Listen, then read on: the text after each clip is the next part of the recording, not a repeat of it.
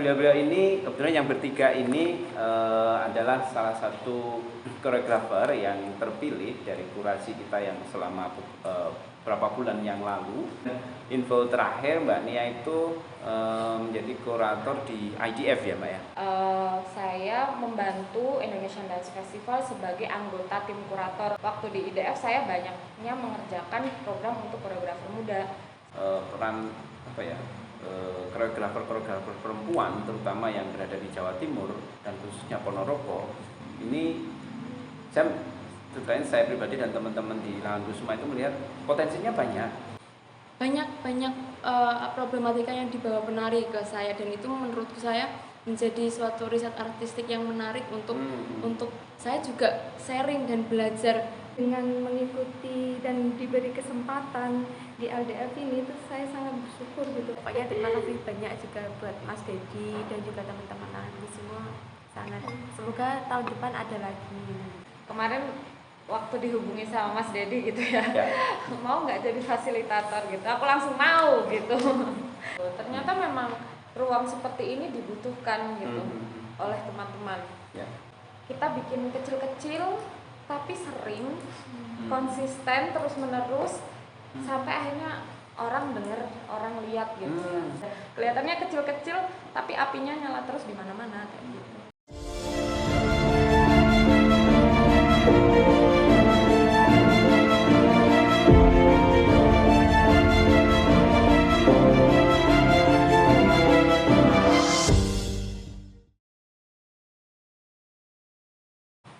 Oke. Selamat sore Sobat Ngopi Sore semuanya. Kita jumpa kembali di podcast kita Langan Kusuma Official, yaitu podcast Ngopi Sore. Memang agak lama kita menepi lah ya, tadi menepi. Namun kali ini setelah agenda Grebek Suro selesai, nah kita kembali lagi di agenda podcast Ngopi Sore kita hadirkan kembali. Nah, pada kesempatan kali ini kebetulan kita sedang giat event, yaitu Lakuden Festival yang ke-11 tahun 2025. Ini ada edisi khusus, yaitu kita melakukan atau melaksanakan program workshop, resident workshop dengan tema Empowering Women Artist. Jadi bagaimana penguatan seniman atau koreografer perempuan. Nah, pada kesempatan kali ini sudah hadir bersama kita, bersama saya. Siapa dia? Nanti akan kita kenalan lebih jauh. Namun demikian bisa saya sebutkan mungkin. Ada Mbak Nia Agustina dari Jogja, kemudian Mbak Meta, ada Mbak Clairin. Hai. Dan ada Mbak Miftahul Jannah. Oke, beliau-beliau ini kebetulan yang bertiga ini adalah salah satu koreografer yang terpilih dari kurasi kita yang selama beberapa bulan yang lalu, dan dalam 2 hari ini dari tanggal 5 sampai tanggal 6 dari hari ini dan besok mereka akan mengikuti residensi workshop tersebut bareng Mbak Nia. Oke, sebelum kita bicara lebih jauh, saya ingin menyapa khusus karena mentor kita kali ini istimewa, yaitu Mbak Nia Agustina. Saya mungkin kalau secara kenalan secara ini intens belum ya, tapi secara menyimak di media sosial itu saya itu cukup sering bagaimana pergerakannya. Nah, ini menarik sekali. Dan info terakhir Mbak Nia itu menjadi kurator di IDF ya Mbak ya? Iya, ya? Sampai tahun 2024 kemarin aja sih sebenarnya. Oh, sampai 2024? Ya, 2025 ini saya resign dari kuratorial IDF. Berawalnya dari tahun? Dari tahun 2016. Okay. 8 tahun. Wah, gila, lama 4 juga edisi. ya. Nah, mungkin nanti bisa memperkenalkan diri sekaligus cerita lebih jauh terkait Mbak Nia. Mungkin langsung aja monggo Mbak Nia sebagai tamunya. Halo, saya Nia Agustina. Saya dari Yogyakarta. berbasis di sana dan berkarya di sana gitu. Selama ini sih sebenarnya dari 2014 itu saya membuat Paradance Platform namanya. Dia memang platform untuk koreografer muda. Inisiatifnya tuh sebenarnya memang untuk mensupport koreografer muda. Tadinya koreografer muda di Jogja, tapi lama-lama ternyata banyak koreografer dari daerah lain yang membutuhkan gitu ya. Jadi kemudian ya kita terbuka gitu untuk teman-teman dari daerah lain. Untuk program-program Paradance Festival itu kita awalnya dulu mulai Paradance Platform itu mulainya dari festival mini. Kita sebut festival mini karena itu memang cuma 1 hari dan maksimal tuh 5-6 penampil gitu. Dari open call biasanya yang kita pilih. Terus di luar itu ada program residensi, ada program camp. Kalau selama ini residensinya kebetulan memang masih kebanyakan dari luar negeri gitu, karena secara sumber daya itu memang lebih banyak dari sana kan. Jadi biasanya orang-orang yang dari luar nanti memang mempropos untuk datang ke Paradance dan melakukan residensi di situ. Terus biasanya kita juga hubungkan dengan teman-teman koreografer dari Indonesia gitu, supaya sama-sama menguntungkan lah gitu. Kemudian kita juga ada program namanya Persami Paradance gitu. Persami Paradance itu perkemahan Sabtu Minggu, itu biasanya 2 tahun sekali sebenarnya. Dengan tema tuh yang beragam. Yang Persami pertama itu waktu itu soal sejarah tari kontemporer Indonesia.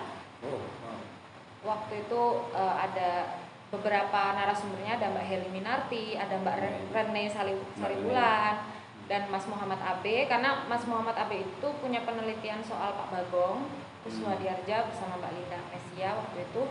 Terus Mbak Heli Minarti yang memang beliau akademisi yang juga meneliti tari kontemporer Indonesia gitu ya.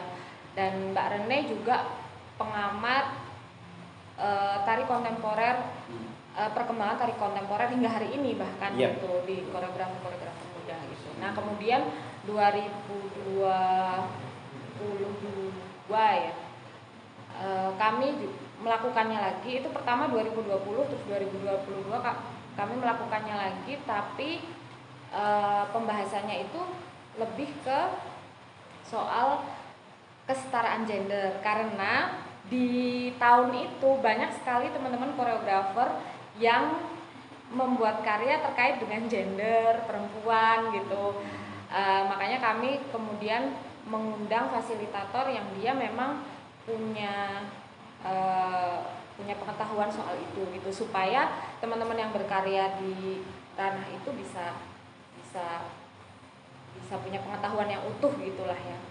Nah di luar itu kami juga punya program publikasi. Jadi publikasinya itu koreografer menulis judulnya.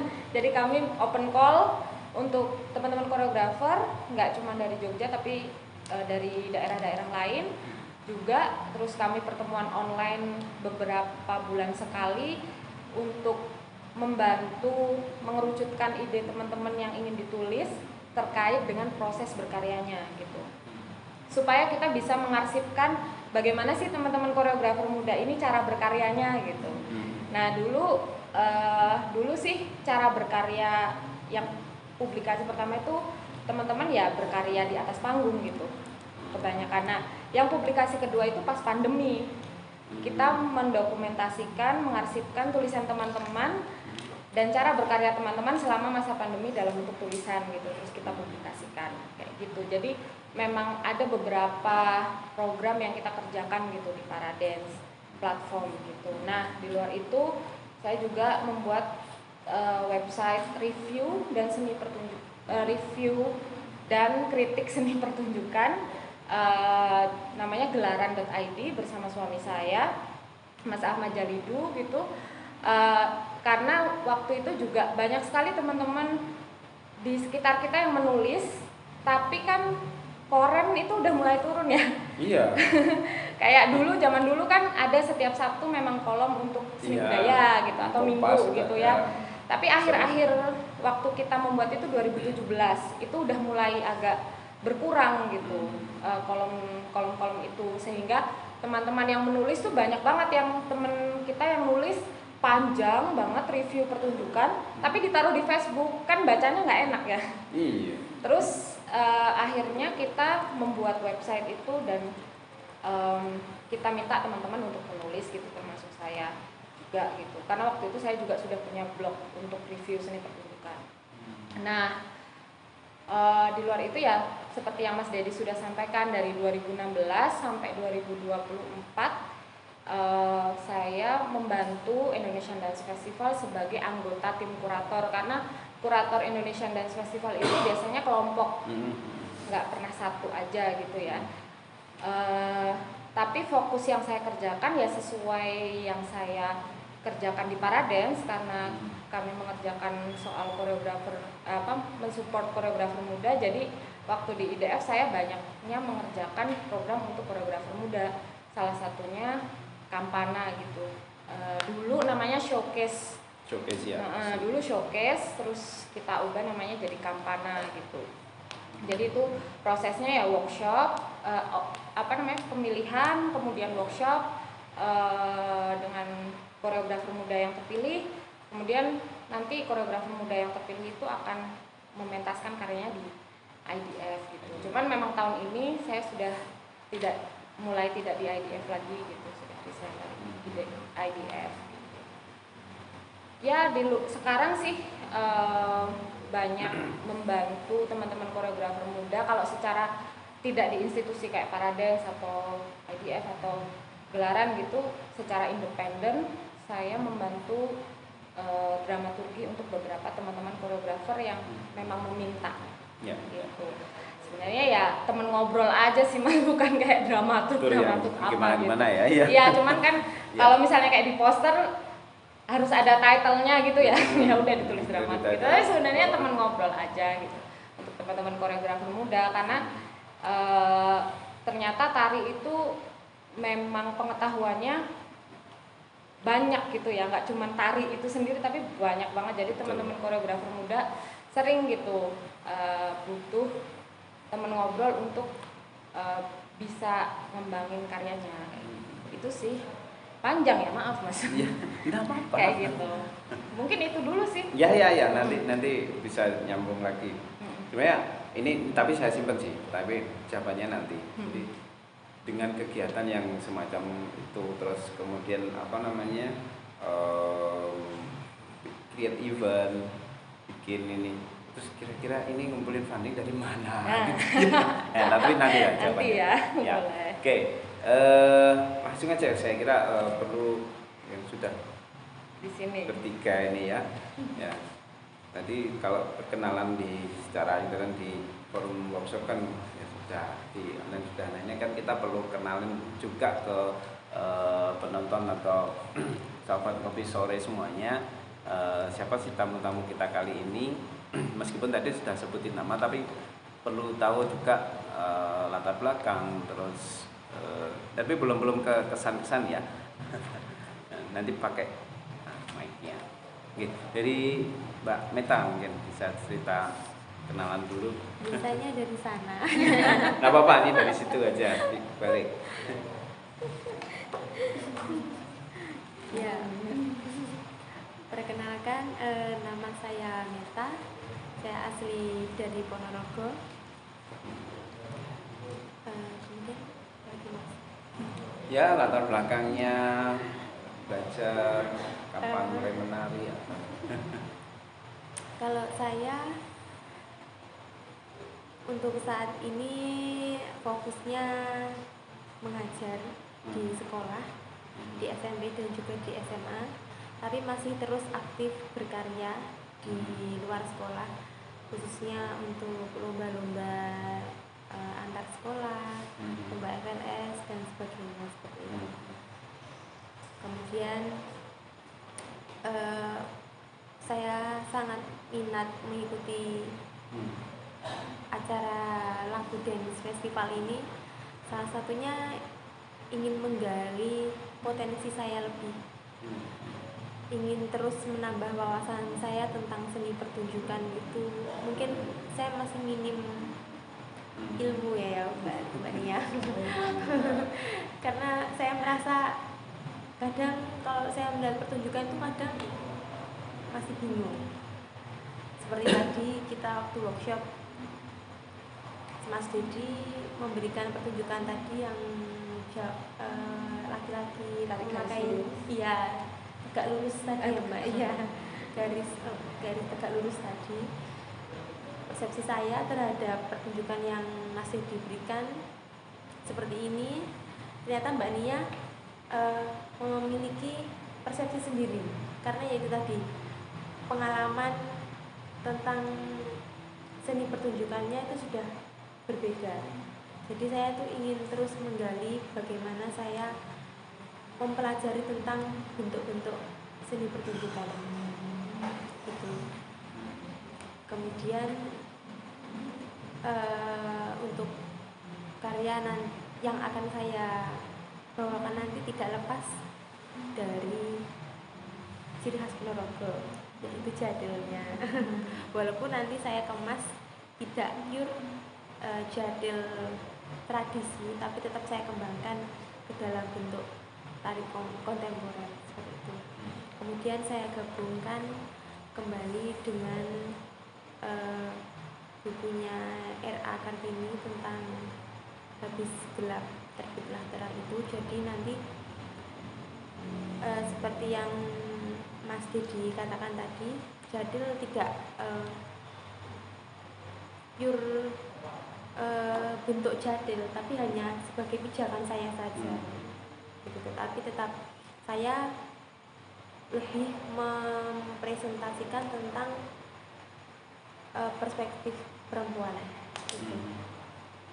Mungkin itu saja yang bisa saya lakukan. Jadi mungkin kayak maksudnya spirit ketubuhannya itu tubuh jadil gitu ya. Presentasinya terserah idenya mau kemana. Oke. Udah saja. Itu saja. Oke, mungkin sebelum lanjut ke Mbak Claire, jadi memang kenapa ini semuanya kok perempuan gitu ya? Sesuai tema kita memang empowering women artist. Jadi perlu saya sampaikan sobat ngopi sore semuanya, di momentum kali ini Rakuten Festival dengan menggiatkan sebuah residensi workshop dengan tema empowering women artist itu ya juga berangkat dari kegelisahan. Jadi bagaimana peran koreografer perempuan terutama yang berada di Jawa Timur dan khususnya Ponorogo ini, saya pribadi dan teman-teman di Lahan Kusuma itu melihat potensinya banyak, cukup besar, cuma kesempatan untuk mereka bisa mengembangkan diri, mengeksplor lebih luas lagi, terus kemudian juga kesempatan untuk bisa tampil di event-event yang besar ini kok kurang. Kenapa? Nah, kita coba gali itu, kita korek itu melalui kegiatan residensi workshop ini. Oleh karena itu, tamu kita memang semuanya perempuan. Dari kurasi kemarin ada sekitar belasan ribu, tapi minus nolnya 3 jadi 11 kurasi. Nah ini tidak tahu kenapa, mungkin dia juga mungkin masih workshop mungkin itu. Tapi paling tidak ini menjadi awalan dan kita coba siarkan melalui podcast ini juga agar semuanya juga tahu bahwa bagaimana pentingnya untuk membuka peluang itu melalui kegiatan-kegiatan workshop dan memperkuat lagi juga jejaring. Oke, mungkin kurang lebih bisa sedikit itu tujuan dari kegiatan ini. Nanti juga secara spesifik itu Mbak Nia juga akan ceritakan tentang bagaimana peran perempuan gitu ya Mbak Nia, peran perempuan dalam kekaryaan seni pertunjukan dan budaya. Oke, Mbak Clairin ya, monggo bisa diperkenalkan. Ya, halo sobat ngopi sore ya. Ngopi sore. Santai. Perkenalkan, nama saya Clairin Faiza Sarani Putri Kusumawardhani. Saya lahir di Surabaya tapi tinggal di Tulungagung. Jadi nurut lahir tok Pak ning Surabaya. Terus langsung sekolah dari TK dan SD, SMP, SMA-nya di Tulungagung. Terus memutuskan untuk melanjutkan seni-senian ini di ISI Surakarta dan baru lulus Oktober tahun kemarin. 2024. Iya. Ya, jadi setelah lulus biasanya menjadi masalah umum ya setelah lulus tuh mau ngapain gitu. Nah, jadi aku memutuskan untuk sebenarnya niat awal tuh rehat, kembali ke Tulungagung untuk rehat dan melihat atau meraba-raba kembali Tulungagungku yang aku tinggal selama 3,5 tahun di Solo itu. Terus akhirnya menjalin relasi lagi dengan banyak seniman dan guru-guru di Tulungagung, juga melihat apa sih perkembangan setelah aku tinggal 3,5 tahun itu, ada apa aja, dan aku mengingat kembali memori Tulungagunganku gitu juga Pak. Jadi dan pada saat itu saya melihat peluang di sana, peluang tentang manajemen seni pertunjukan yang dimana yang saya jumpai itu koreografer ngerangkep konsumsi, ngerangkep produksi, ngerangkep banyak hal ya gitu. Nah, apakah praktik tersebut itu apakah bisa gitu loh di manajemen yang secara proper atau bagaimana? Dari situ kira saya juga peluang untuk tupoksi yang banyak itu tadi dibagi dan dimanajemeni secara proper gitu. Terus akhirnya saya mengumpulkan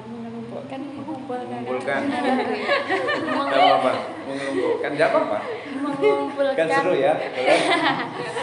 mengumpulkan pemuda-pemuda yang seumuranku atau bahkan atasku, di bawahku juga, yang sevisi atau sepemikiran dari berbagai lini, bukan hanya tari tok Pak. Jadi malah latar belakangnya dari renor-renor terus akhirnya acara pertama yang berhasil event manajemen kami ini kelola tuh Hari Wayang Nasional yang perdana kali dilakukan di Tulungagung juga.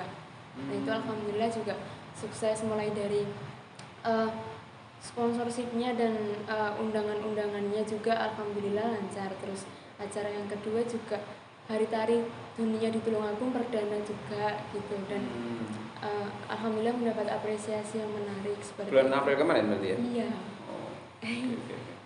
HWN-nya bulan November. Hari Wayang November, deket dong.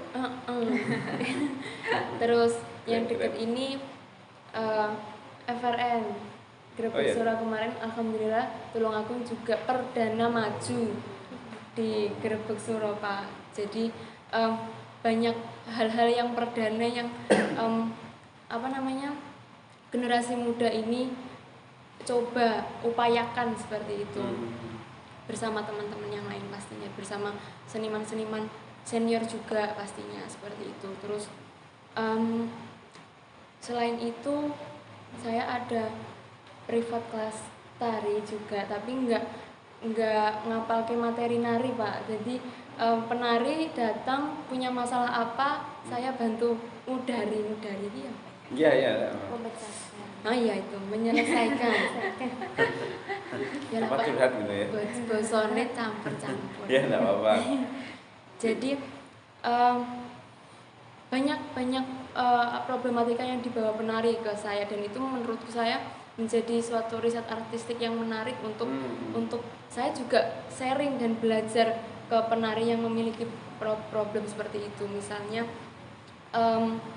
ada yang Mbak, aku ki lek nari kok ora iso alus piye, isone mau gradakan tok, nah gitu-gitu. Terus gimana untuk mengolah kaki agar bisa kuat, atau bagaimana untuk bisa mengeluarkan ekspresi yang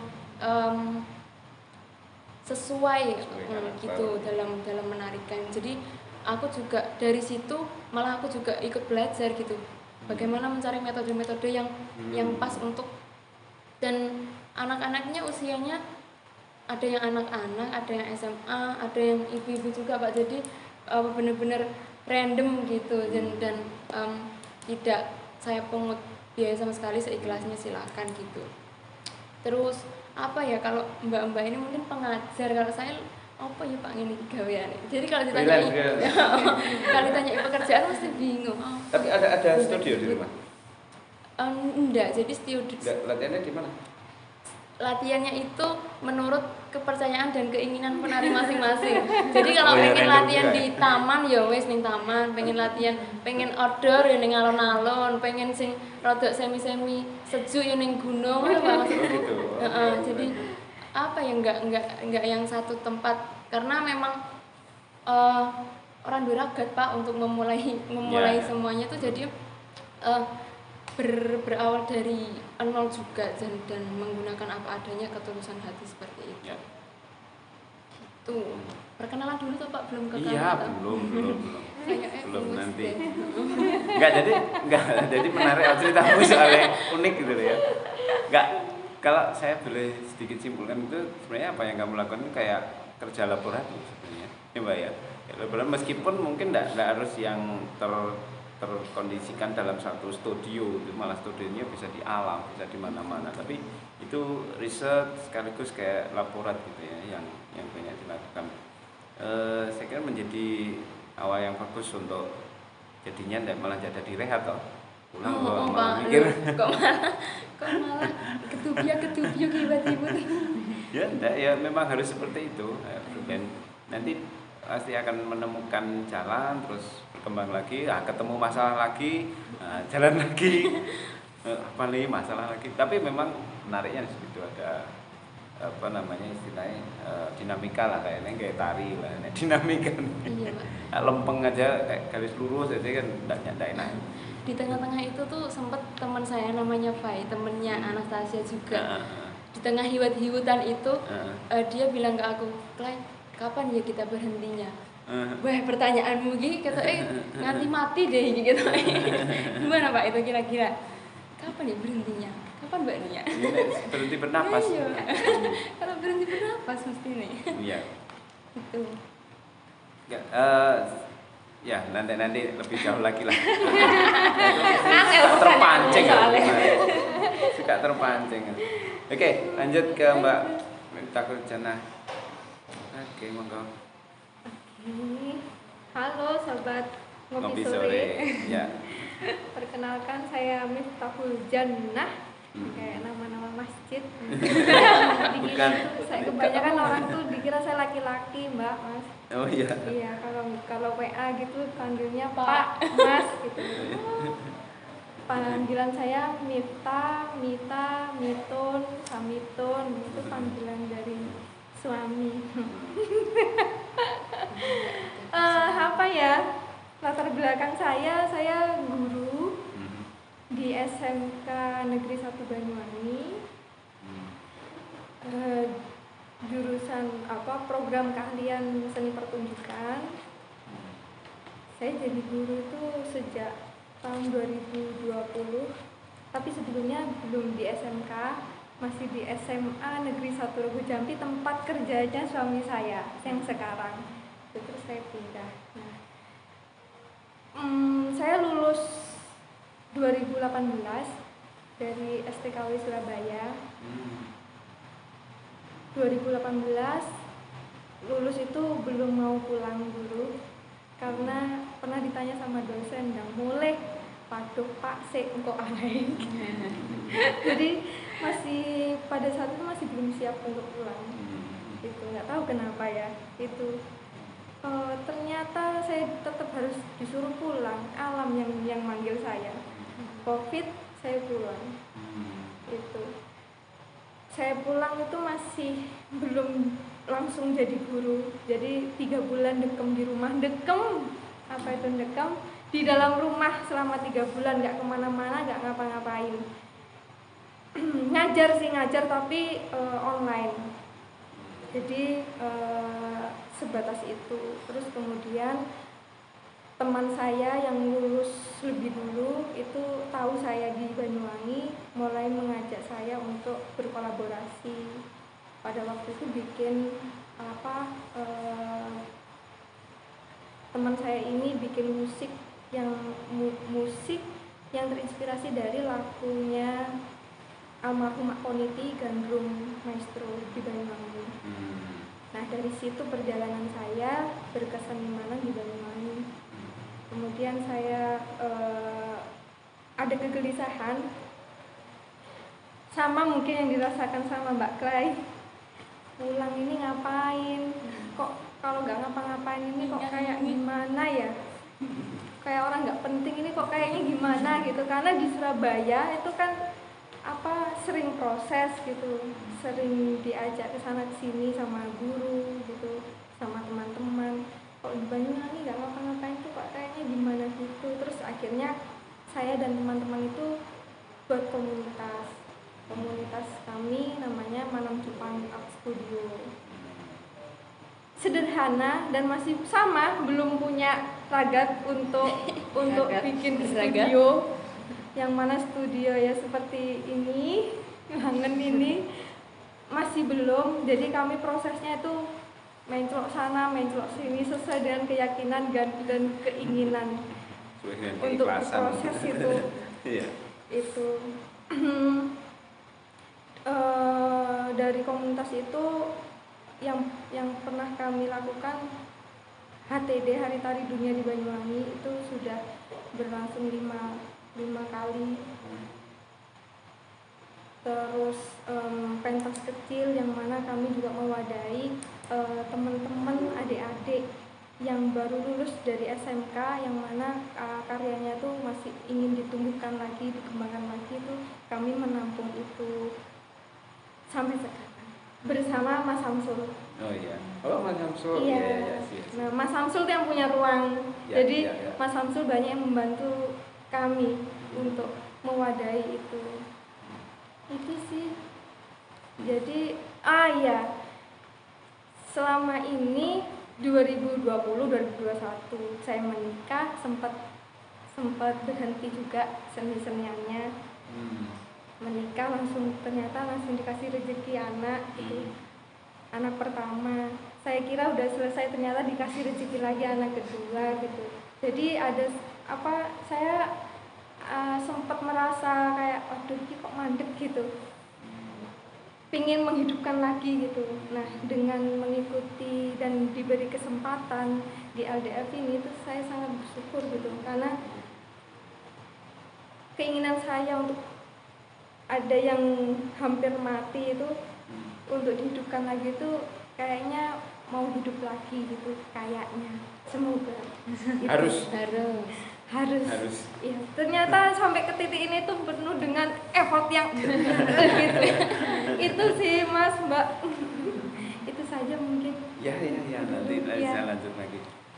Ini menarik ya, teman-teman ini dengan berbagai background, sebagai latar belakang termasuk kegelisahan dan mungkin tidak tahu yang persoalan atau apa, tapi paling tidak saya membaca istilahnya, jadi dari kegelisahan pulang, bingung mau ngapain, saya kira itu juga akan dialami oleh hampir semua ini ya. Cuman memang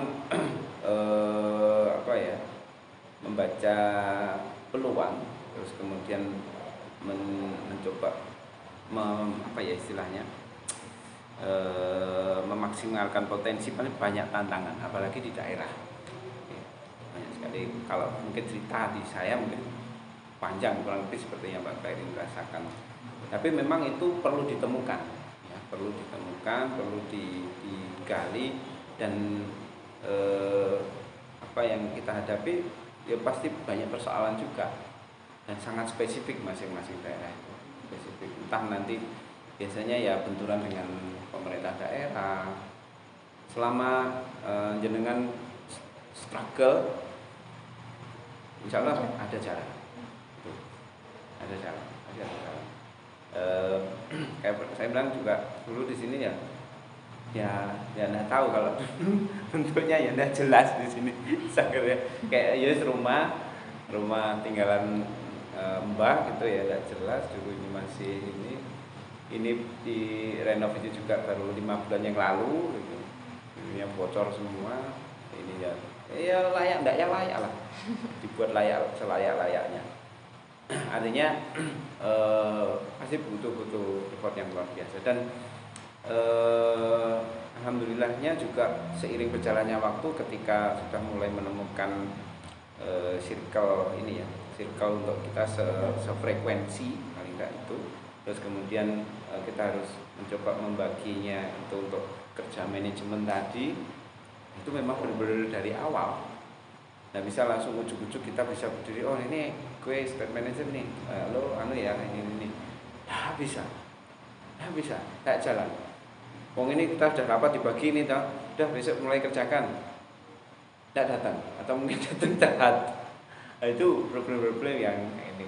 Dan itu pun ya tidak sepenuhnya di Jakarta pun, kalau saya ingat di DLDC pun ya mungkin yang benar-benar kerja intens banget ya di Bu Eli sama si siapa itu ya, tim kreatifnya kita. Kalau beberapa orang yang nggak ini hanya sebatas komunitas, ya biasanya dia akan kerja sendiri, nggak seperti yang kita bayangkan. Saya melihat ada satu contoh itu yang sudah mulai settle gitu ya, itu Teater Koma kalau nggak salah, yang mana dia punya teamwork itu sudah bekerja di pos masing-masing.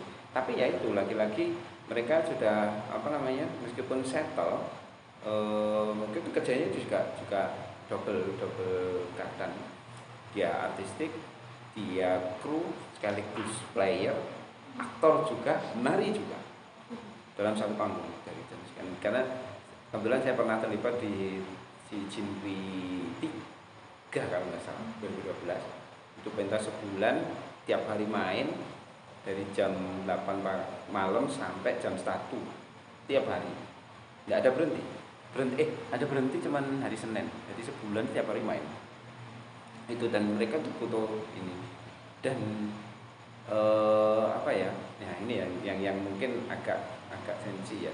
Jadi dengan pola semacam itu, kerja semacam itu, untuk bisa kita mendapatkan tanda kutip lah ya, honor yang untuk bisa kita hidup ya, bisa.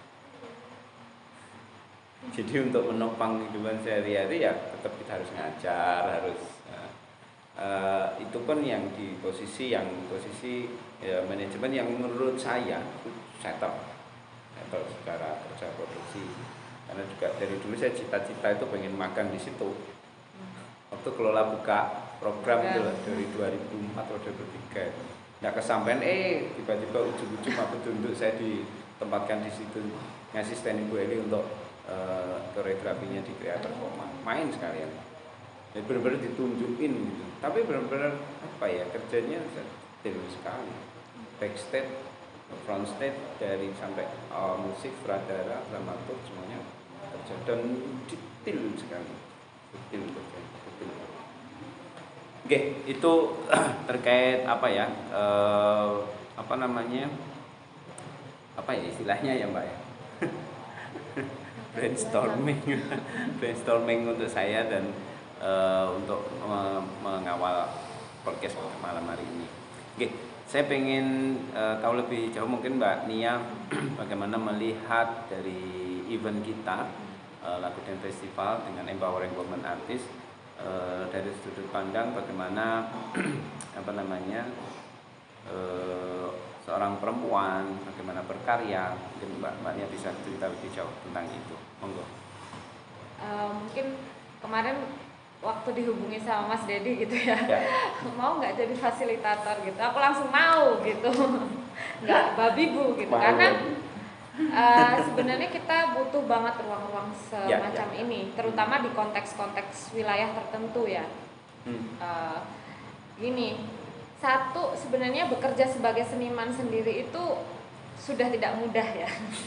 Dalam artian kalau tadi misalnya kayak Clairin gitu ya, ditanya orang profesinya apa gitu kan udah bingung ya menjelaskannya gitu. Itu satu hal gitu. Kemudian sudah seniman perempuan pula gitu kan. Satu, secara umum kan kalau di dunia seni pertunjukan, kalau dia sebagai penari misalnya, terutama kalau di tari ya misalnya, dia sebagai penari aja dia kan harus latihan. Ketika proses mungkin harus latihan seminggu berapa kali, harus berproses selama berbulan-bulan gitu. Sedangkan perempuan itu punya tantangan, bukan halangan tapi tantangan untuk melakukan hal tersebut terus menerus.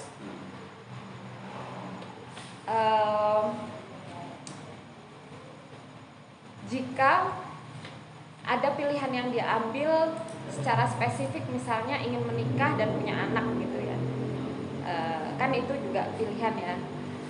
Misalnya kayak Miftah tadi bilang gitu, 2020 menikah ya, terus 2021 menikah, langsung punya anak 1. Kan itu udah hamil 9 bulan tuh, ya kan? Habis itu anaknya lahir, bisa langsung gandrung gitu, sehari lahir langsung gandrung kan. Berarti kan itu selama 9 bulan saja sudah istirahat. Mungkin ada beberapa yang masih bisa menari, tapi kan juga bisa jadi tidak seefektif biasanya gitu ya. Kemudian ditambah nanti 2 tahun lagi menyusui gitu kalau mau ASI eksklusif gitu ya. Belum lagi kalau memang nggak punya rewang gitu, dia harus mungkin menunggu anaknya sampai sekolah biar bisa pergi gitu. Ya, kadang-kadang kayak terus gitu. Itu. Iya betul. Apalagi kalau memang pilihan di keluarga itu suaminya bekerja dan ibunya yang tinggal di rumah gitu ya. Sehingga sebagai penari atau koreografer mungkin punya 1 anak aja sudah 3-4 tahun dia mungkin akan ada di posisi yang tidak efektif untuk berproses gitu. Di dalam 3-4 tahun itu juga perkembangan tari mungkin berubah gitu. Yeah. Sehingga bisa jadi dia tidak bisa dengan sempurna mengakses itu gitu. Dibanding teman-teman yang mungkin laki-laki gitu ya. Nah, jadi begitu, sudah seniman yang pekerjaannya susah dijelaskan, ditambah dia perempuan yang punya kompleksitas semacam itu gitu. Kan ini memang bisa jadi kita butuh wadah untuk membicarakan ini secara khusus gitu ya. Sehingga ketika Mas Dedi mengajak ya, ayolah gitu. Supaya juga lebih banyak karya-karya yang muncul yang berperspektif perempuan gitu. Seperti tadi kita sempat sudah bahas gitu ya. Misalnya ngomongin soal reog kendang misalnya gitu ya. Kalau misalnya reog kendang ini dibicarakan oleh teman koreografer laki-laki itu seperti apa, kalau perempuan itu seperti apa gitu. Bisa jadi berbeda karena pengalaman tubuhnya beda antara laki-laki dan perempuan gitu secara biologis kan. Terus misalnya tadi membicarakan gandrung gitu, ketika teman laki-laki yang berkarya soal gandrung dengan teman perempuan seperti Miftah yang bicara soal gandrung, mungkin ada hal yang berbeda yang menjadi fokus gitu. Tadi Miftah membicarakan gandrung sebelang gitu ya, soal bagaimana perempuan mengendalikan dan dikendalikan misalnya kayak gitu. Lebih fokusnya pada topik itu yang terkait dengan kehidupan personalnya sebagai ibu, sebagai istri gitu. Kemudian tadi misalnya karya soal jantel gitu. Gimana kalau misalnya teman laki-laki mungkin bisa jadi tidak kepikiran ketika membaca R.A. Kartini terus kok ini ada irisannya dengan jantel misalnya kayak gitu. Itu bisa jadi enggak kepikiran, tapi kenapa Meta bisa kepikiran gitu? Karena dia perempuan. Gitu. Jadi perspektif kayak gitu yang kita butuhkan lebih banyak lah, supaya nanti tari itu lebih inklusif, lebih beragam perspektifnya gitu. Seperti yang tadi saya tanyakan gitu, misalnya kalau di kampus itu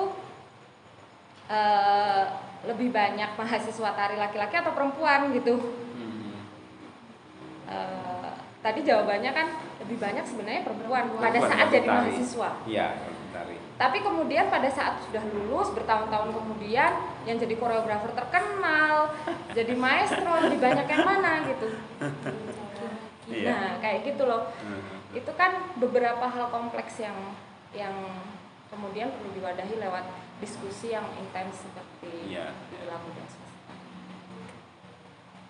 Oke, monggo itu kayaknya bertahan mau kasih minum. Iklan dulu ya, saudara.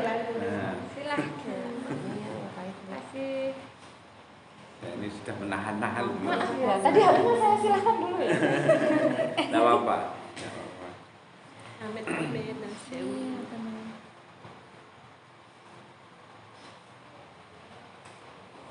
Ini maaf ya dulu ya, ini karena tamunya perempuan semuanya. Saya juga harus menahan ini, saya tidak udut ini. Biasanya kalau jangan tamunya cowok itu ada wes. Tapi tidak apa-apa. Ini topik yang menarik dan meskipun sebenarnya saya agak gimana gitu. Sebagai laki-laki perspektifnya saya juga mencoba meraba-raba benar enggak ya. Ternyata juga apa ya sebagai apa ya laki-laki gitu ya, saya baru kebuka juga jujur ini baru kebuka ternyata perspektif perempuan ketika mencoba membaca apa ya bergerak atau berkarya itu wah, sangat-sangat spesifik dan itu seringkali yang bagi saya pribadi terutama mungkin kurang hirau jujur ya. Oleh karena itu pada umumnya ketika ya saya tidak menutup mata ketika pemerintah daerah atau mungkin pemangku kebijakan pada akhirnya ketika membuat sebuah keputusan untuk yang berlaku di apa ya di pemerintahannya di bawahannya itu kadang-kadang ya itu apa ya pada akhirnya mungkin ada yang dikorbankan secara tidak sengaja. Di satu sisi mungkin baik, tapi di sisi lain juga ternyata ini karena kebetulan mayoritas ya pemimpin itu ya laki-laki. Sebenarnya seperti tadi yang kita bahas kan itu tuh bukan karena jahat atau apapun Ya, itu ya, ya, ya. tapi memang mungkin nggak kepikiran aja Ya. karena belum pernah punya pengalaman itu gitu. Itu sih makanya yang punya pengalaman ya kalau bisa yang ngomong gitu sehingga bisa lebih macam-macam gitu perspektifnya. Itu sih. Iya, iya. Spesifiknya kan kita di seni ya, tari Iya, yang bagaimana ini sangat apa ya? Mungkin peran ketika mungkin penari banyak ya perempuan yang menjadi ini sebagai penari apalagi untuk di dunia industri apalagi penari perempuan pasti jadi apa ya laki-laki dari sudut pandang ke laki-lakian itu masih tidak bisa ditutupi. Kalau kita melihat di dunia malam di seperti itu yang perempuan mayoritas untuk menjadi daya tariknya. Di luar itu sebagai sebuah pengkarya, nah ini yang kayaknya perlu banyak didorong untuk kemudian bagaimana diberi ruang untuk mereka berkiprah lebih jauh. Dari sini saya jujur benar-benar kerasa kayak kebuka untuk bagaimana memberi ruang yang lebih untuk teman-teman pengkarya yang perempuan untuk mereka bisa lebih banyak bisa mengeksplor tidak hanya di dalam ruang-ruang apa namanya lokal bahkan mungkin bisa berbicara secara global gitu ya. Nah tahu nanti terlepas bagaimana karya itu digodok terus bagaimana mengangkat isu-isu dari yang lokal mungkin isu-isu global bisa jadi semacam itu. Termasuk kayak misalnya gini ini yang terlepas dari perspektif perempuan ya kayak Mas Eko itu sering ketika ketemu saya itu sering coba loh itu angkat si gemblak itu buat karya karena itu yang potensinya besar kalau misalnya kamu mau tawarin itu ke apa ya misalnya yang isu-isu global lah tanda kutip terkait dengan hubungan warok gemblak, transgender dan segala macam itu tapi mungkin sampai hari ini dilalai saya ya kok dilalai tidak apa-apa. Nilai itu kurang begitu. Ya mungkin belum concern ke situ lah. Belum concern ke situ. Saya lebih banyak karya-karya yang sentimental, karya-karya yang serius itu sentimental, terus satir kayak gitu. Yang lebih spesifik ke masalah apa namanya, sebenarnya bisa saja sentimental, tapi Anda tahu untuk yang satu itu saat ini belum tertarik aja. Nah, mungkin bagaimana teman-teman nanti ya mungkin sebelum saya tanyakan atau kami tanyakan terkait kesan dan kesannya dalam satu hari tadi, mungkin bisa brainstorming untuk apa ya, karyanya nanti bisa berkembang itu kira-kira mau sejauh mana. Mungkin bisa lompatan itu ke apa ya, Jogja itu apa aja sih, Pasiatri misalkan, atau mungkin kalau Surabaya masih nggak sih FSS, Festival Seni Surabaya masih? Nah ya, apa sih di Surabaya? Sudah nggak ada juga. Atau kalau enggak IDF lah atau kalau mimpi lagi American Dance Festival misalnya, ya mungkin ya enggak apa-apa kita bermimpi, boleh-boleh aja kan Mbak ya. Iya, boleh banget. Kalau mimpi harus gede dong. Udah mimpi kecil lagi kan sayang. Kurang gelisah nanti. Iya. Oke, mungkin itu ya mungkin kita ada baiknya sih kita bertanya. Jadi gini, Sobat Ngopi Sore, kita sudah mulai workshop ini dari tadi sekitar jam 9 ya, sampai sore, sampai hampir menjelang azan maghrib karena saking semangat dan antusiasnya. Nah, kami ya selaku panitia dan mungkin Mbak Nia juga selaku mentor pengen tahu nih, jadi dari selama kira-kira sehari lah ya, mungkin dalam arti ya secuplik, tapi memang kira-kira apa nih yang didapat dan kesannya seperti apa, Mbak Nita? Coba apa itu? Langsung ditembak. Dor. Ya, Aku sama bergantian ya, sana ke sini. Gantian. Ke sana. Kalau saya kesan selama hari pertama mengikuti workshop ini, itu tadi ada sesuatu yang kebuka lagi gitu, yang mana itu cukup nggak terlalu lama sebenarnya tertutup, tapi kebuka lagi, terus mengetahui tadi juga nyinggung tentang dramaturgi, kemudian bicara lebih dalam lagi tentang perspektif perempuan. Mbak Nia tadi menjelaskan, berbagi pengalaman praktik kerjanya bersama koreografer, itu jadi semakin kayak, oh iya, perspektif perempuan dalam diriku untuk karyaku ini kira-kira di mananya, itu saya mencari. Jadi kayak memantik saya untuk menggali lagi, terus memantik saya untuk menggali memori yang pernah pengalaman tubuh saya mungkin, kemudian perasaan saya, pikiran-pikiran saya kayak gitu, untuk kekaryaan saya yang akan saya bawakan ini sama teman-teman nanti. Sangat menarik dan kayak wah, oh iya ya gitu. Banyak kata-kata yang muncul dalam pikiran saya, oh iya yo, oh iya, oh iya, gitu. Jadi oh iya yo, lah kok sangat ekspresif. iya toh, oh iya sih, kayak gitu. Jadi kayak alhamdulillah gitu tadi hari ini tuh menurut saya benar-benar membuka lagi itu wawasan tentang bagaimana proses penciptaan itu begitu. Meskipun memang saya tuh guru tari gitu, ngajar terus ngasih arahan, bimbing murid-murid saya, bagaimana murid-murid saya menciptakan karya tari itu, tapi sebenarnya saya juga bertanya gitu, karena itu tadi loh pernah berhenti, jadi kayak mempertanyakan kembali, iki bener gak yo. Jadi kayak saya takut gitu kalau misalkan bener-bener mati, terus apalagi gak di sini gitu, gak di sini, ini ilmuku kayaknya takut takutnya malah jadi tong kosong nyaring bunyinya gitu nyampe ke murid-murid saya itu sih. Jadi saya bersyukur kesempatan ini tuh bisa di sini gitu. Terima kasih sekali lagi. Ya. Itu sih kesan saya. Ya. Berin.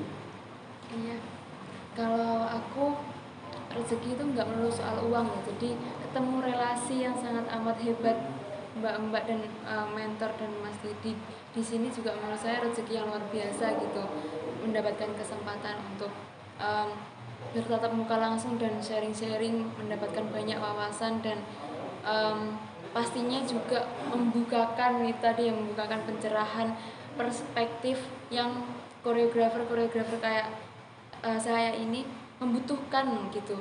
Semakin kaya semakin banyak perspektif kan semakin kaya interpretasi dari karya tersebut gitu. Tadi juga setelah membedah atau mengulas kembali dari latar belakang sampai gagasan karya saya bersama Mbak Nia dan Mas Didi yang ikut membantu pun, Mbak Nia selanjutnya kan menjelaskan tentang empowering perempuan dan pemberdayaannya bagaimana seperti itu. Nah, dari penjelasan tersebut akhirnya saya korelasikan gitu dari gagasan karya saya, ternyata ada juga pemberdayaannya untuk di karya saya itu. Malah awalnya kan nggak kepikiran di perempuan Mbak, malahan. Jadi tapi setelah Mbak Nia jelaskan tuh, oh jebul ya ono ya, jebul enek sambung rapete ya, jebul ada yang masuk gitu. Mungkin dari struktur sosialnya juga ada yang relevan gitu. Terus banyak menambah apresiatif yang kaya juga dari pengalaman Mbak Meta dan Mbak Miftah ini yang sangat amat hebat, luar biasa. 2M. Oh iya.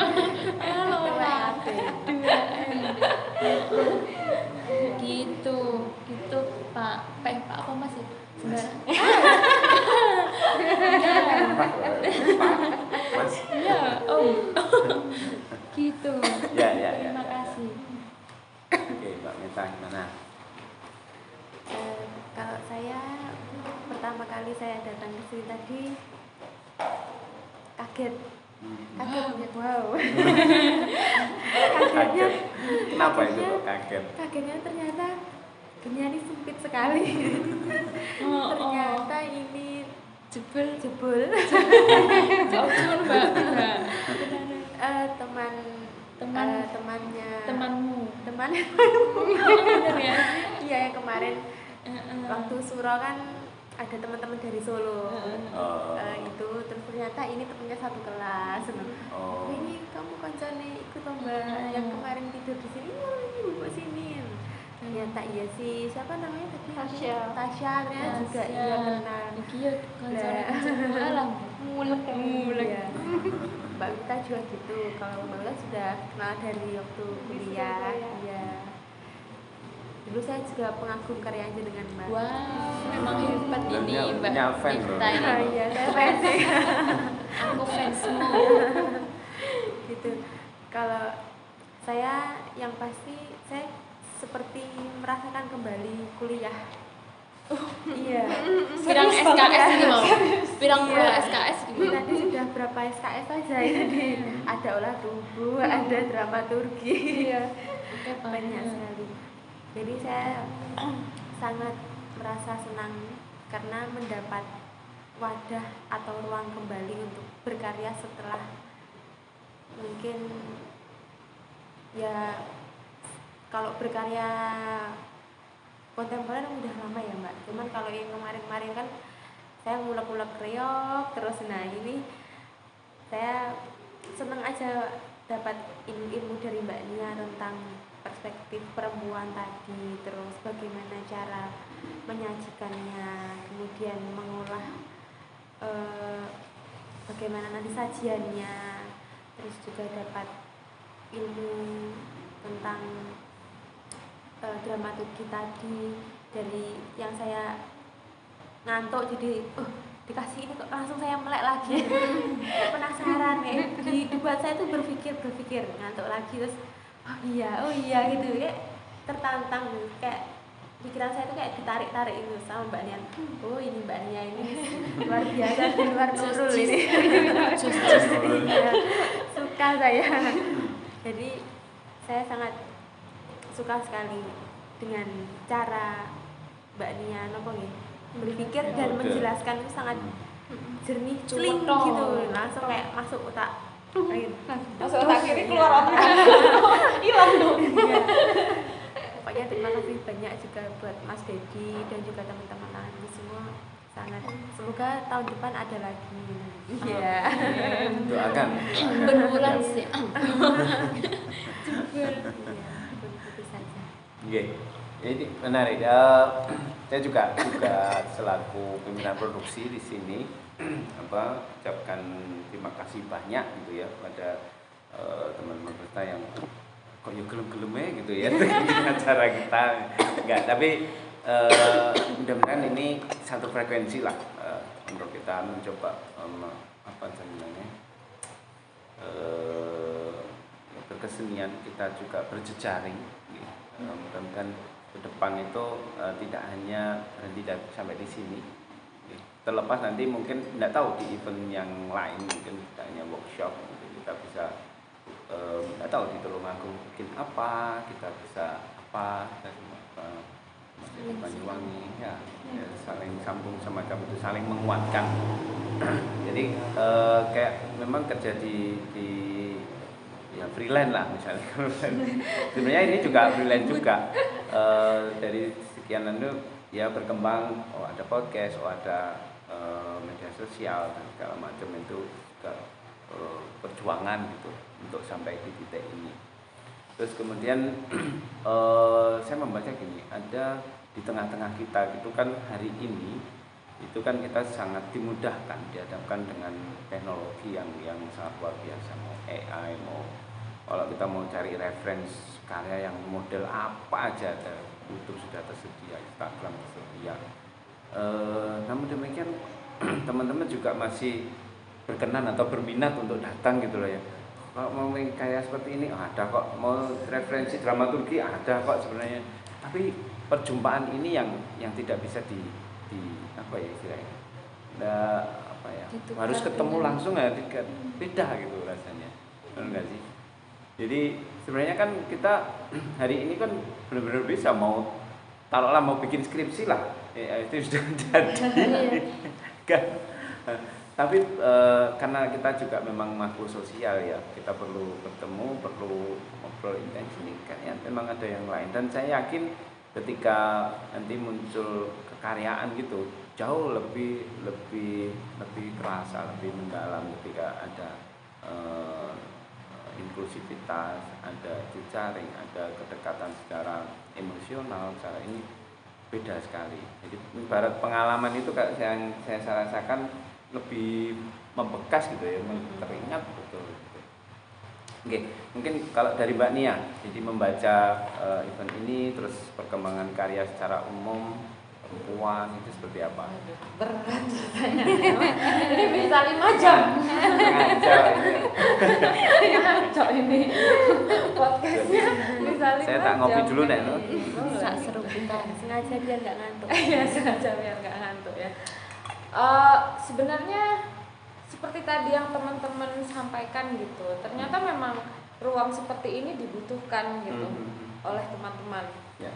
Mungkin di sini kebetulan memang spesifiknya sedang mewadahi teman-teman perempuan, tapi bisa jadi teman-teman laki-laki juga membutuhkan ruang semacam ini juga. Ya, gitu ya. Nah, karena dibutuhkan, maka tolong tahun depan banyaklah yang mendukung ya. Ini saya ke kamera. Tolong banyak yang mendukung Laku Dance Festival untuk melakukan ini lebih lagi gitu ya. Jangan di PHP tolong gitu ya. Karena ternyata testimoni teman-teman membutuhkan itu ya, gitu. Ya. Kenapa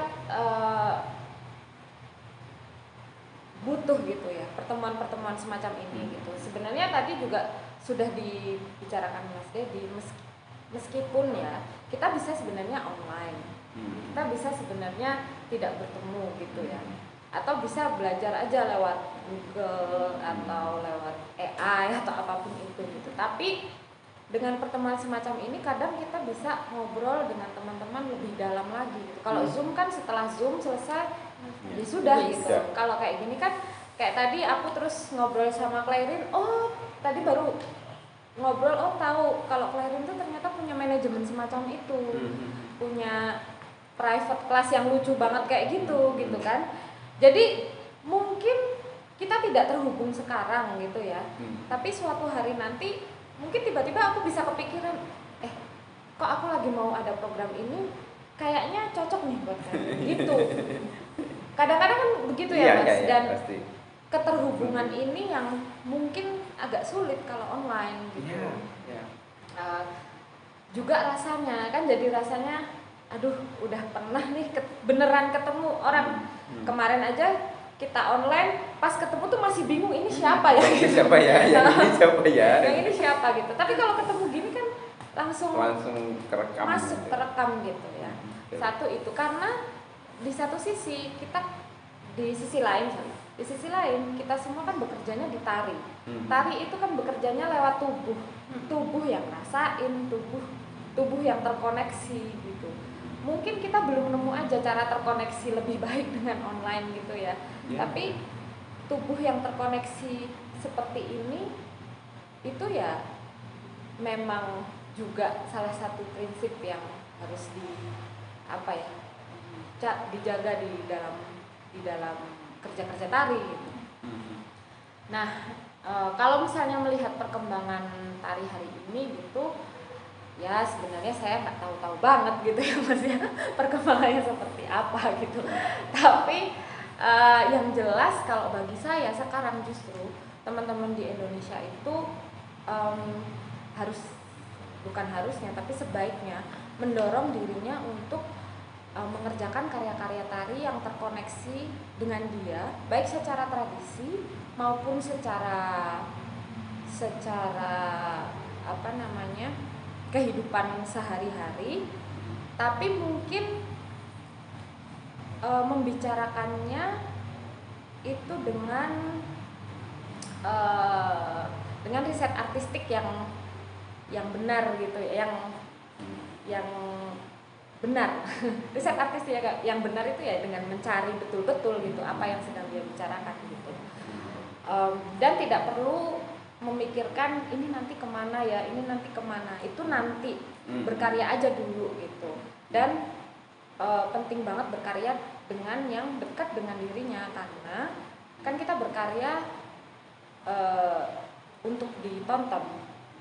Nah, kalau aku kayaknya udah pernah bilang ya di Zoom, di online gitu ya, kalau kita aja nggak terkoneksi dengan apa yang kita bicarakan, gimana kita mau memaksa penonton untuk terkoneksi dengan kita gitu. Nah, riset artistik yang benar itu juga untuk membuat kita tidak terombang-ambing pada dalam tanda kutip tadi kita sudah membicarakan pasar gitu. Siapa ya tadi yang ngomongin soal pasar gitu ya, ngomongin pasar gitu. Karena kita tahu betul-betul nilai yang ingin kita taruh di karya itu gitu ya.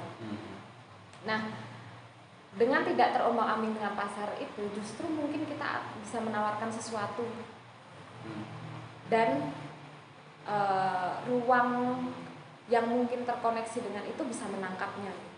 Jadi nggak terus misalnya sekarang lagi ngomongin perempuan terus harus ngomongin gender, terus harus ngomongin gender yang melawan apa gitu misalnya ya.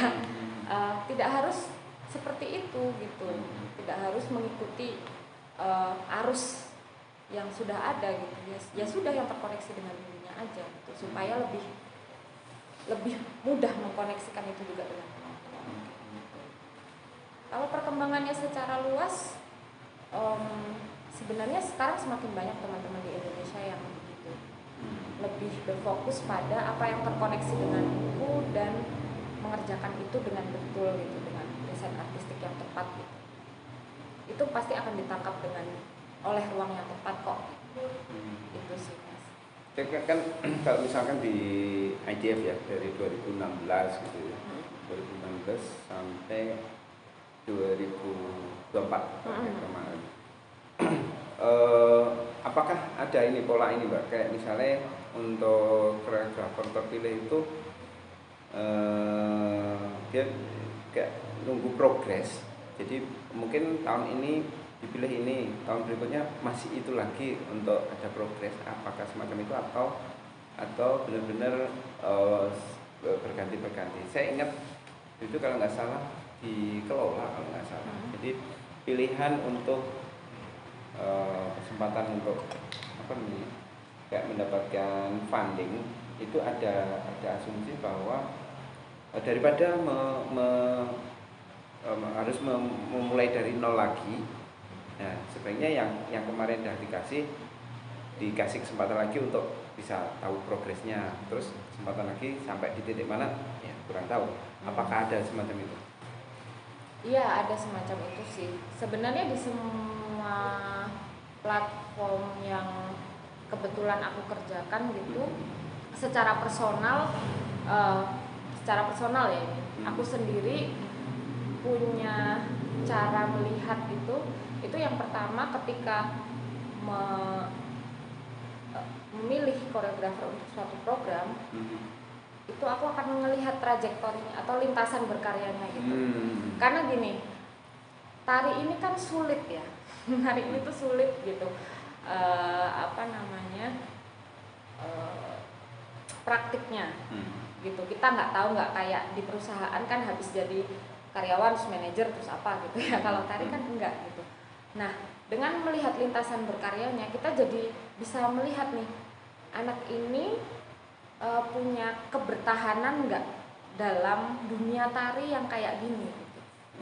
Nah, kalau dia punya kebertahanan, kemudian dalam kerja koreografinya bertahun-tahun ini dia konsisten berkarya gitu, itu dia mau masuk ke festival A atau festival B, setelah dari festival itu dia akan lanjut lagi. Nah, itu prinsip yang pertama gitu, karena ketika tiba-tiba memilih yang satu karya dan bagus tapi baru sekali berkarya, itu kan kita belum tahu apakah dia punya kebertahanan setelahnya. Karena kan kita pengennya ya setelah difasilitasi satu festival atau satu platform itu ya dia tapi sebaiknya berlanjut gitu. Nah, tapi kan berlanjut ini tidak bisa terus-menerus didukung oleh misalnya kelola atau IDF atau misalnya aku punya Paradance gitu. Kami kan nggak punya sumber daya yang sebanyak itu. Jadi kita harus sama-sama bekerja, yang koreografernya juga punya kebertahanan, kitanya juga pasti akan memikirkan juga gitu.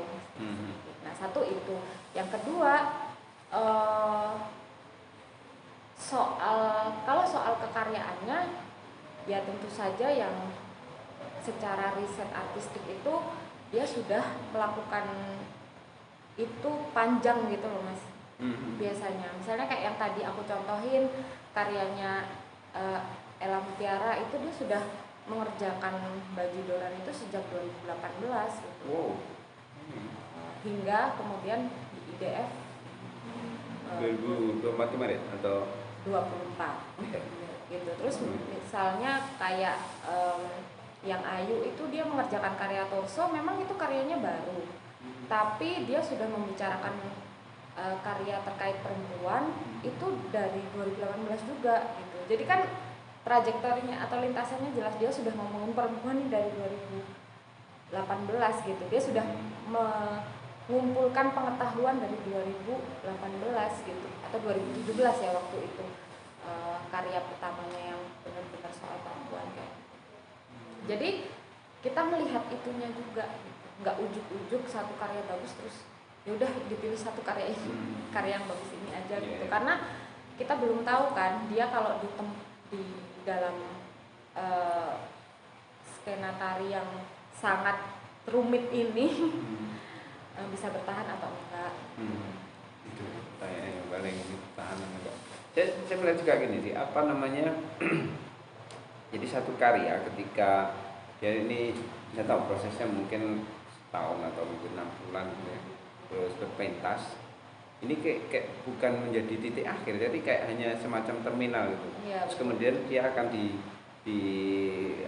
diinkubasi lagi, dibuat lagi muncullah kedua. Jadi mungkin dari meskipun mungkin masih mengangkat tema yang sama, tapi selalu ada sesuatu yang berkembang, selalu mungkin diperdalam dan segala macam, mungkin semacam itu ya. Iya. Jadi bukan menjadi titik akhir, berarti kayak udah bagus, udah terus bikin apa lagi, bikin mungkin yang dari A menjadi C, menjadi A, mungkin A tapi A yang seperti apa. Iya. Ini A. Kan teman-teman di sini juga dipilihnya begitu gitu. Ya. Kayak Meta dipilih karena ya sudah membicarakan gadel sejak membicarakan reok sebenarnya kan, tapi kan di dalamnya juga ada esensi gadelnya dan sudah menjadi penari gadel sejak lama gitu. Lairin membicarakan reok kendang udah dari tahun berapa waktu TA ya. Iya. Terus Miftah sudah membicarakan seblang itu dari kapan gitu. Jadi nggak ujuk-ujuk karena ada open call ini terus aku punya ide ya udah gitu. Itu berarti kan apa ya? Ya kadang-kadang ide spontan bisa jadi bagus, tapi kan banyak teman-teman lain yang sudah memikirkan karyanya itu sudah sejak jauh-jauh hari gitu. Jadi ya kita lebih beri kesempatan yang gitu. Mungkin teman-teman juga bisa ngasih apa ya, insight atau refleksi gitu ya. Sebenarnya kesulitannya apa sih gitu di dunia tari yang sedang teman-teman geluti ini gitu. Bisa jadi kita yang punya platform juga ada yang miss gitu ya Mas. Apa coba?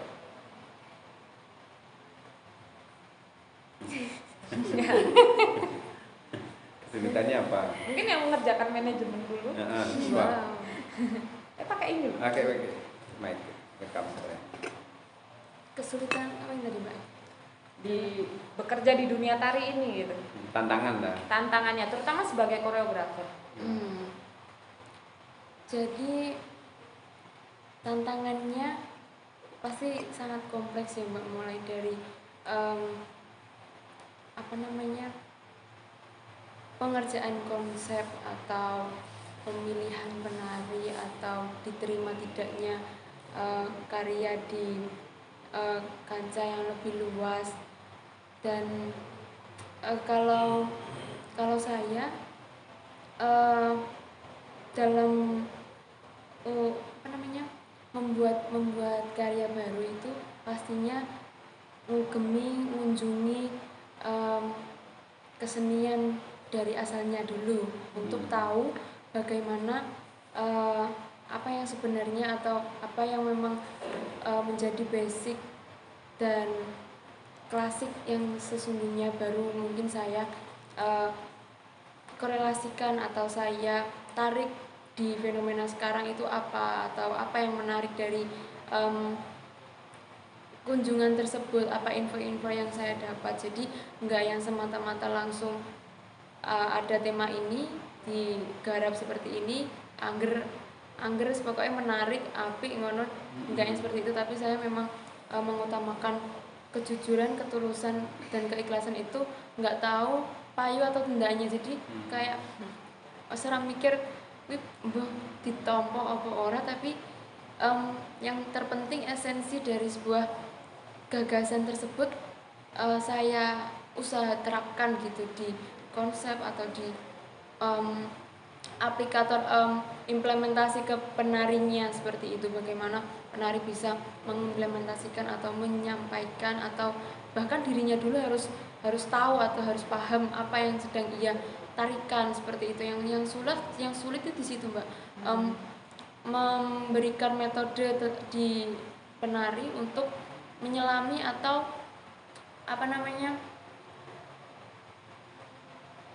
kebanyakan itu kalau penari ini masalah umum ya Mbak, enggak tahu di Tulungagung atau di kabupaten lainnya juga seperti itu. Kebanyakan itu penari hanya hafalan gerak saja untuk menjadi penari, tapi tanpa mengetahui atau ingin tahu atau apa namanya, kritis dalam apa sih sebenarnya aku tarikan ini, aku sebenarnya joget apa tuh, aku ki nyapong. Kurang kiranya untuk itu. Nah, yang sulit di situ Mbak. Jadi memberikan penjelasan persuasif untuk penari agar lebih mengaktifkan kepekaannya untuk saling aktif dan reaktif dalam menyadari kesadaran kepemilikan jiwa ketubuhan kepenariannya itu segimana, atau harus gimana, atau capaiannya sebenarnya apa menjadi penari itu gitu. Iya sih. Terima kasih. Menarik. Durene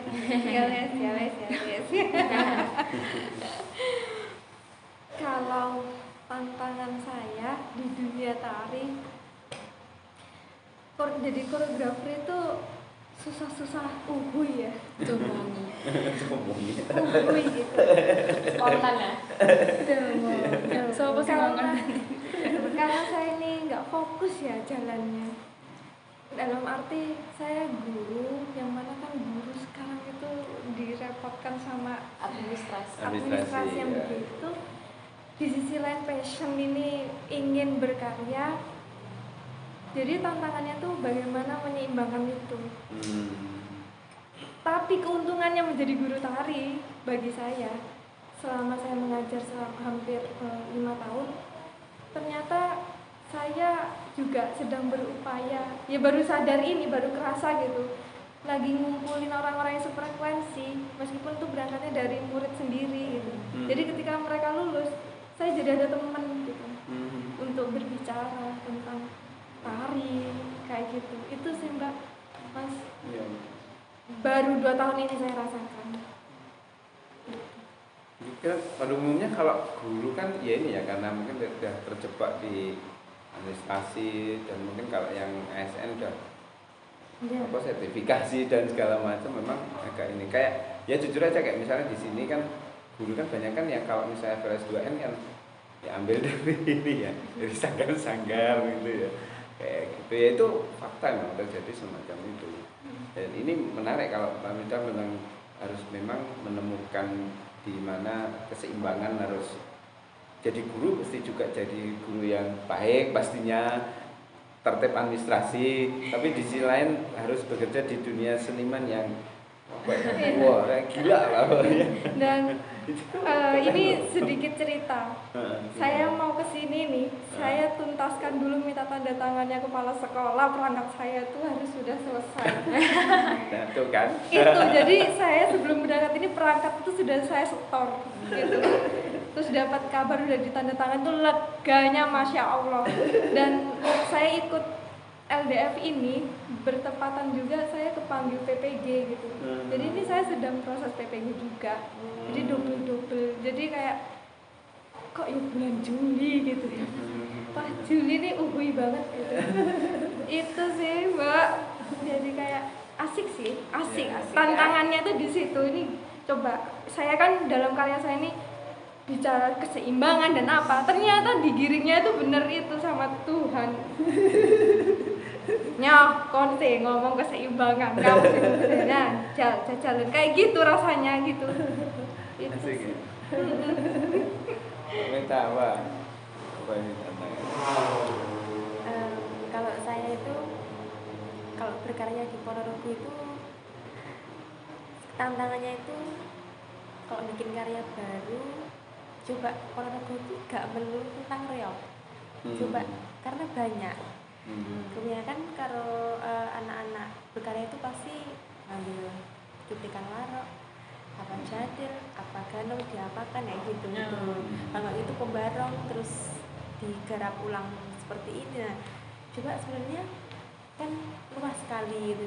Jadi tantangan saya tuh mencoba hal-hal baru yang di luar reog, nggak harus keluar dari iya, ini ya, zona itu. Kemudian setelah itu tantangannya selain berpikir garap tari, tapi berpikir juga kostumnya, riasnya, properti, setting dan seperti itu. Tantangannya gitu, jadi kayak double gitu. Itu saja sih Mbaknya. Tapi seingat saya kalau dulu itu di Solo itu gini, kalau anak-anak yang koreografi ya, kayak kontem gitu ya, enak loh ya, nggak mikir rias, kostum ya seadanya, paling celana hitam atau apa gitu. Logo Suto. Iya kan. Tapi ekspresi bagaimana kedalaman mengekspresikan itu melalui gerak, melalui pewakilan itu memang jadi ini. Enggak, tapi memang sudut pandang kalau di Ponorogo memang karya itu biasanya Everest 2N kayak gitu ya Mbak Meta. Jadi pasti lu berpikir kostum riasnya gimana, tapi sesuai enggak, temanya apa sih tahun ini ya kayak gitu. Pertanyaan itu pasti sering terus musiknya siapa sih gue sing garap kira-kira entek pira. Jurine sama sing. Pikirnya sampai dulu Menyesuaikan selera juri ya. Ya, kayak tantangan itu. Jadi sebenarnya kalau di karya yang kontemporer itu sebenarnya lebih leluasa untuk silahkan mau, bahkan tanpa musik pun monggo kok, nggak apa-apa. Apa ya, lebih punya kebebasan untuk mengekspresikan itu. Oke. Saya kira sih saya udah apa ya, udah sampaikan semuanya dan mungkin sebelum ke closing Mbaknya ada something pesan gitu untuk teman-teman dan mungkin untuk audiens kita. Kalau buat audiens jangan lupa nonton LDFM. Ya, Lagu 26 Dance Juli. Festival 26 Juli 2025 ini. Ya. Terus bagi pihak-pihak yang belum mendukung, dukung Lagu Dance Festival. Maksa ya. Ya karena ini penting gitu untuk perkembangan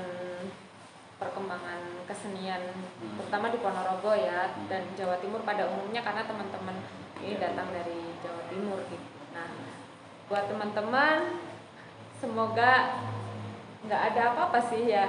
Semoga semakin terkoneksi terhubung dengan karyanya, semakin bisa menemukan apa yang terasa penting gitu di karyanya dan bisa melanjutkan karyanya ini sampai paling tidak Lagu Dance Festival ini selesai dan karyanya itu bisa panjang umur sampai Amin. sampai ke depannya gitu. Itu nggak pesen sih, doa kita bersama ya. Itu sih Mas. Ya di luar itu semoga Lagu Dance Festival bisa mengerjakan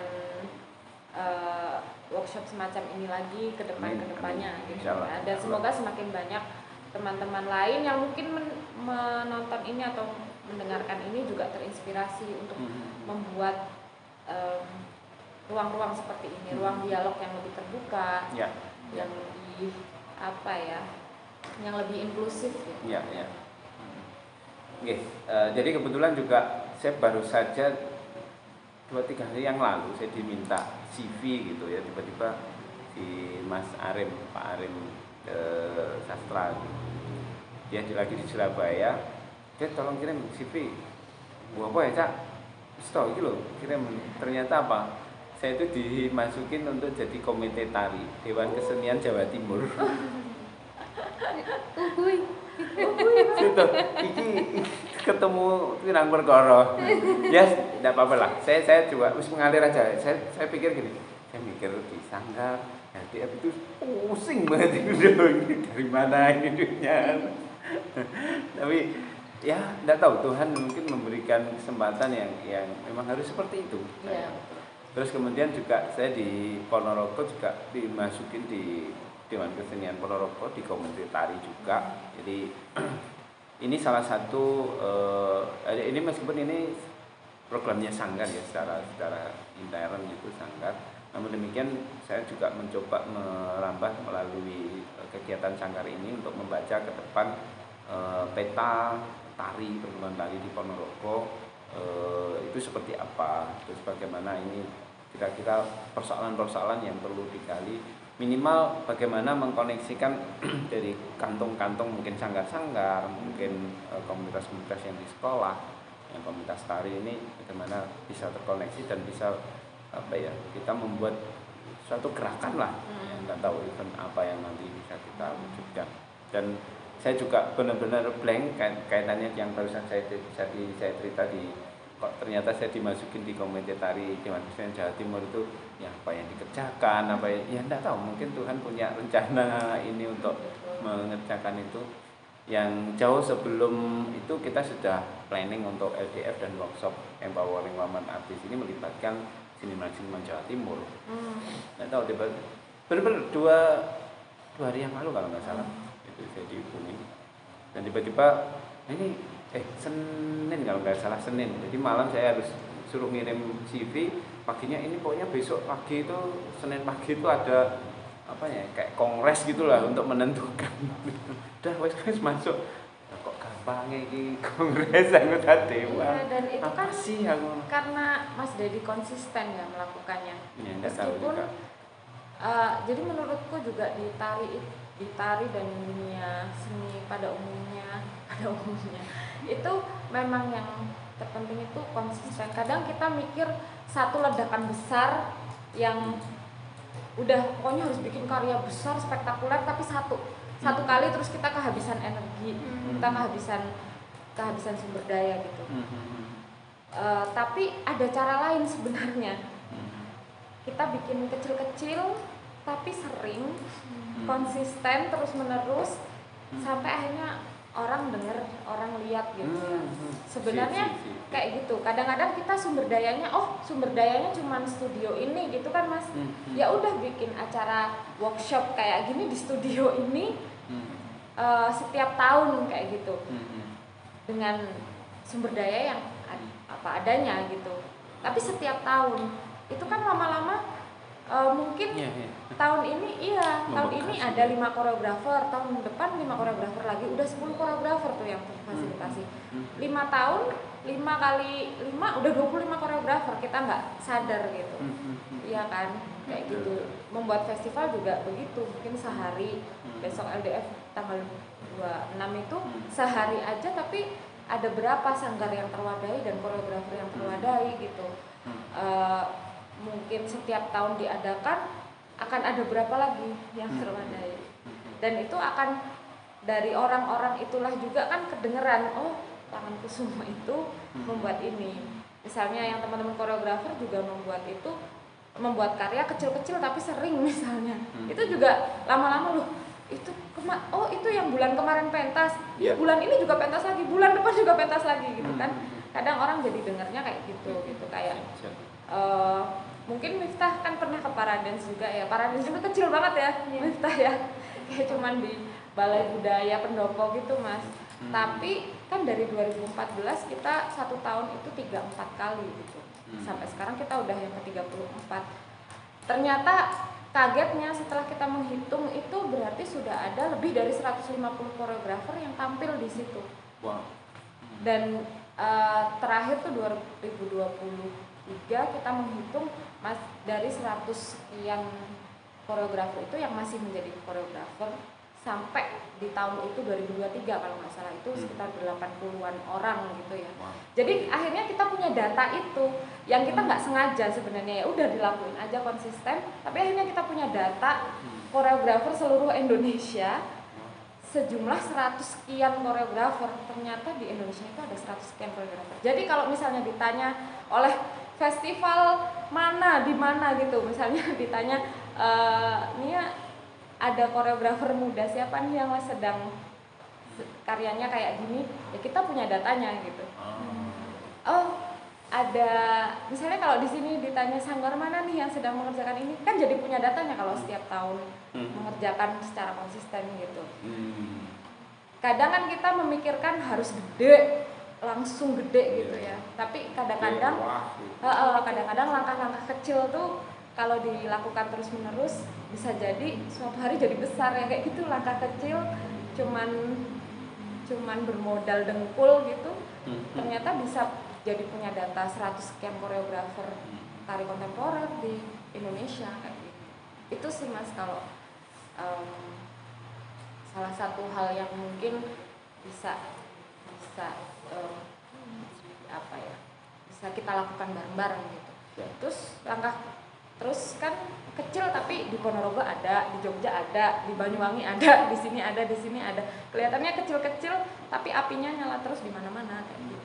Itu sih yang yang kayaknya kita harus jaga. Kayak kalian Mbak mau berhenti ya? Iya, udah Asik. lebih. Oke, sobat semuanya, nanti kita akan lanjutkan ini tapi offline ya. Iya. Kayak lebih intens gitu. Oke, terima kasih Mbak Nia terutama sebagai mentor yang berkenan juga hadir, dan teman-teman Mbak Meta, Mbak Clairin, Mbak Meta Hujana. Mudah-mudahan doakan kami, langkah kecil kami ini bisa konsisten seperti yang Mbak Nia bilang tadi, dan doakan kami pula kuat untuk menjalani ini. Dan alhamdulillah juga kita sudah dari 2014 setahun 2 kali itu bikin, dan formatnya berkembang dari ini ya tantangan lah ya, sampai detik ini alhamdulillah kita masih bertahan, dan insya Allah di Desember kita sudah planning untuk kegiatan, tapi mungkin bukan workshop ya. Desember itu lebih ke pagelaran sama event ini, lomba kayak gitu.